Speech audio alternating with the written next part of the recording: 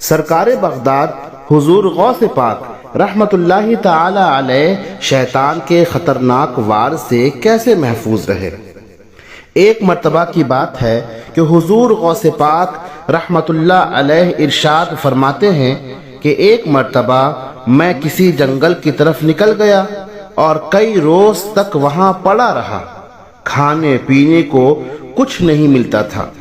مجھ پر ایک مرتبہ پیاس کا سخت غلبہ تھا، بہت زور کی پیاس لگی تھی۔ ایسے میں میرے سر پر ایک بادل کا ٹکڑا ظاہر ہوا، اس میں سے کچھ بارش کے قطرے گرے جنہیں میں نے پی لیا۔ اس کے بعد بادل میں ایک نورانی صورت ظاہر ہوئی جس سے آسمان کے کنارے روشن ہو گئے اور ایک آواز گونجنے لگی، اے عبد القادر، میں تیرا رب ہوں، میں نے تمام حرام چیزیں تیرے لیے حلال کر دی ہیں۔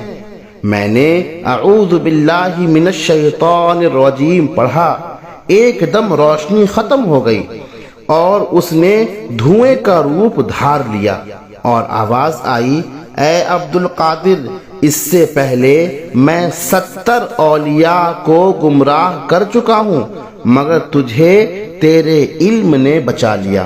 تو سرکار بغداد حضور غوث پاک رحمت اللہ علیہ ارشاد فرماتے ہیں کہ میں نے کہا کہ اے مردود، مجھے میرے علم نے نہیں بلکہ میرے رب نے بچا لیا۔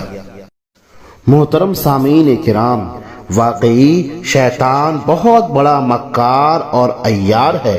وہ طرح طرح کے شعبدے یعنی جادوئی کرتب بھی دکھاتا ہے اور اس کے وار سے ہمیشہ خبردار رہنا چاہیے اور اپنی عقل اور ہوشیاری پر اعتماد کرنے کے بجائے اللہ کے فضل و کرم پر نظر رکھنی چاہیے۔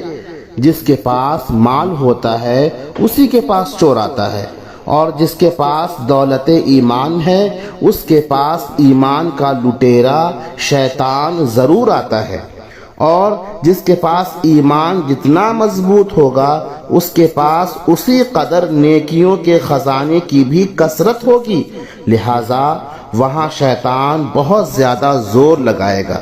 ہمارے پیر و مرشد حضور غوث العظم رحمت اللہ تعالی علیہ کے پاس ایمان اور اعمال کے خزانے کے انبار کو دیکھ کر شیطان نے ڈاکے ڈالنے کی کئی بار ناکام کوشش کی۔